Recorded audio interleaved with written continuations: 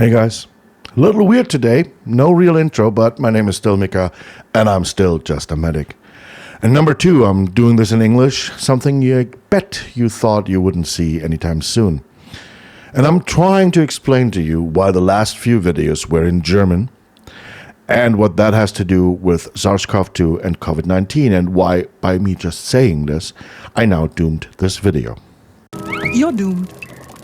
A couple of months ago, I had this weird idea. What I wanted to do was I wanted to make small videos, maybe 30 to 45 seconds, in which I illustrate pieces of writings that I do on Quora.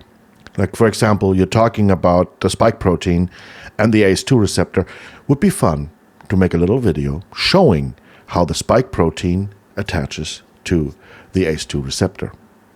That's what I thought. And then I knew from reading and watching other people's videos that YouTube had just instituted something new. Embedding videos on websites would go wrong if you mentioned things like SARS-CoV-2 or COVID-19, either in writing or in language, because YouTube wanted to show this disclaimer at the bottom of each of these videos. The way around it was to get 250 subscribers, around-ish, and to get your own channel name. That's what apparently leads Google to believe that you are serious, even though you can buy about 1,000 subscribers for $30, I think. So I did that. I didn't buy subscribers. I asked people to subscribe. I got to the point where I got an email from Google, YouTube, Alphabet, saying, hey, you can embed now. And there was also a button now to get the embed code, which wasn't there before. And I did that. I made 2 or 3 videos.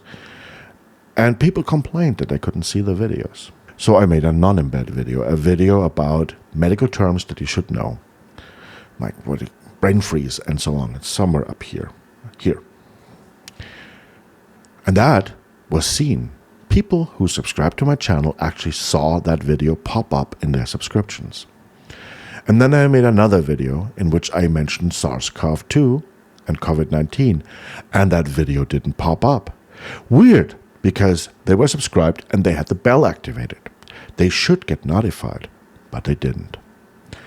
So weird. Okay, so I figured I'll try this in German. I'll make a German video. And I made a German video, and it did pop up.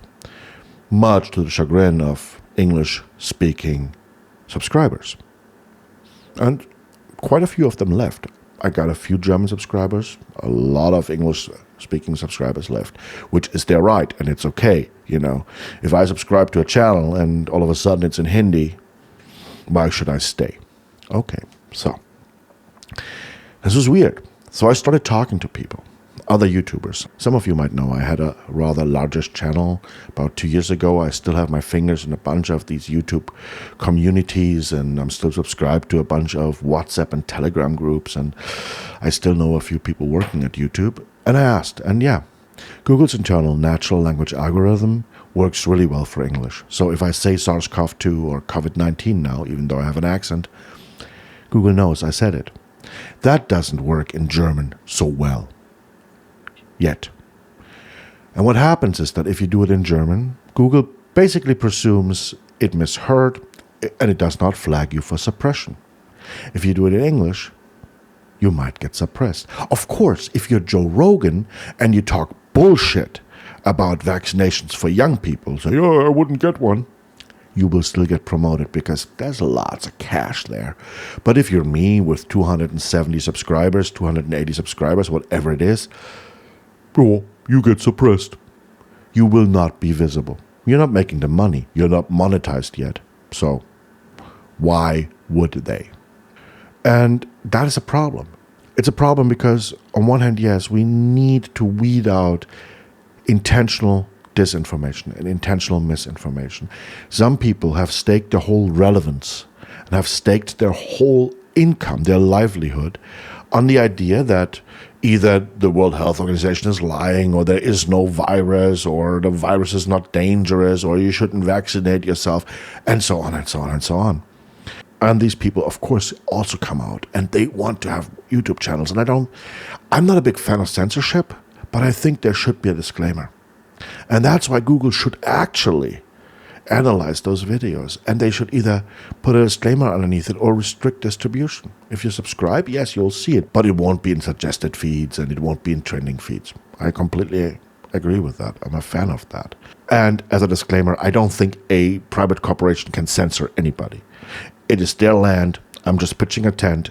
If they don't want me anymore, they can kick me out, or they can build a hedge around me. That's not what I mean. What I mean is that a lot of the information we're getting these days comes from social media. And social media, even though they claim they're not, have gone from platforms to publishers. They actively moderate content, which is also okay. It's your platform, it's your land. I'm just pitching a tent. You don't want me, kick me out. But if they do this, of course, they shouldn't enjoy the benefits of being a platform while acting as a publisher.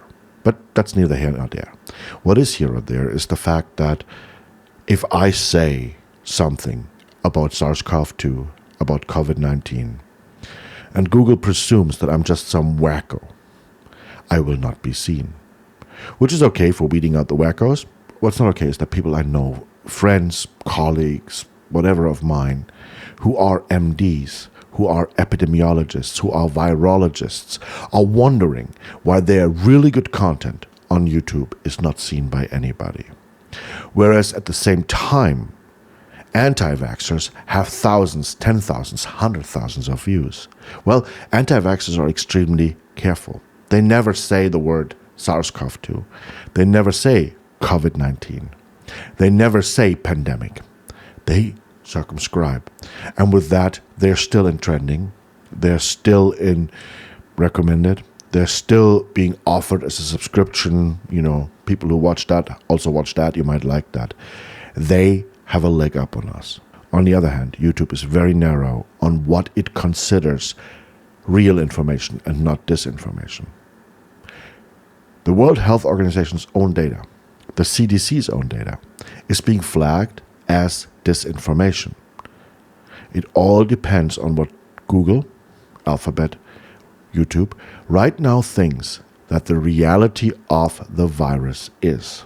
And we have to blame ourselves, us, the educators, the epidemiologists, the virologists, that we had 16 months to educate people, to educate them on the fact that masks are not personal protective equipment, but they're epidemiological measures. That is amazing, because that shows us that wearing masks can actually help stop the pandemic. Not just, it does, but not just protect an individual, but stop the pandemic. That vaccinations are personal protective and epidemiological measures. And that being vaccinated isn't just for one's own protection, but also for the protection of the people you come in contact with and protection against mutation. We have not been good at communicating that. We have been shit at communicating the realities. And be it the World Health Organization and the CDC now saying, hey, yeah, it's okay to take off your mask if you're vaccinated, I disagree with that. I think it's too early. Or, on the other hand, Rachel Maddow saying she is disgusted by people not wearing a mask. They both, in my opinion, get it wrong. And that's the scientific process. As a scientist, I think my lecture of the data, my reading of the literature, my own experimentation, my own experience, my own studies show that you do not have to be disgusted by somebody not wearing a mask. Your personal risk is relatively low at this point. What is still very high is a population risk, an epidemiological risk, and that's why we should be wearing masks. So I think they're wrong, both of them.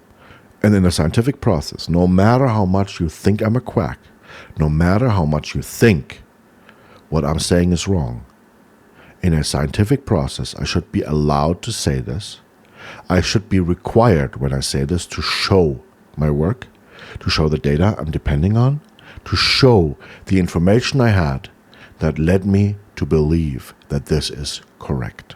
And then, within and without the scientific community, there needs to be a debate about it. There needs to be a meeting of the minds, a melding of the minds, and at some point we will actually arrive at something that's stronger science.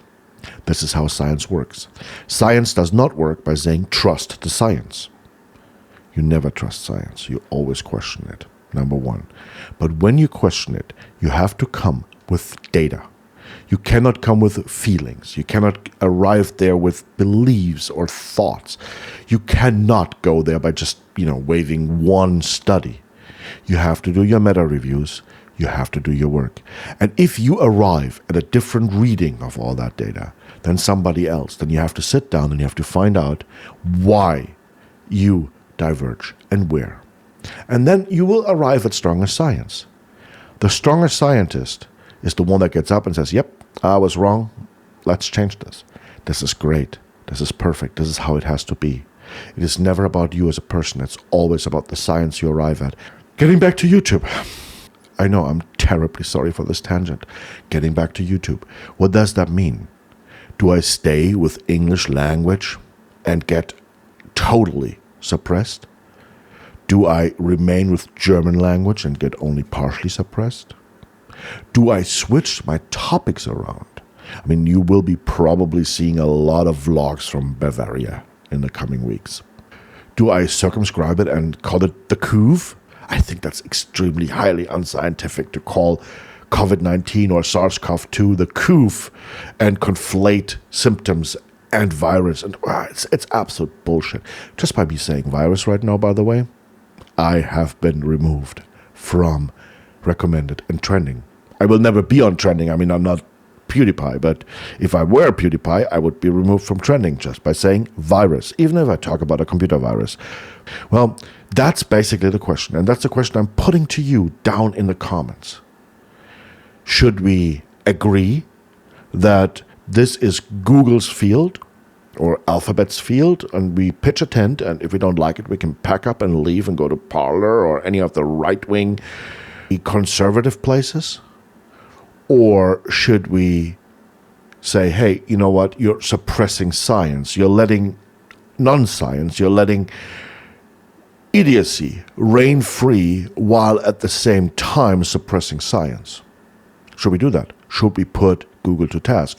Or number 3, should we become lambs who just use words like the COV when they mean SARS-CoV-2 or COVID-19, conflate the two and do very unscientific bullshit? Let me know, please, in the comments, because this is a question that is not just affecting me, it's affecting a lot of people out there. We're all smaller channels. We're all like channels with 250, 300, 400 people.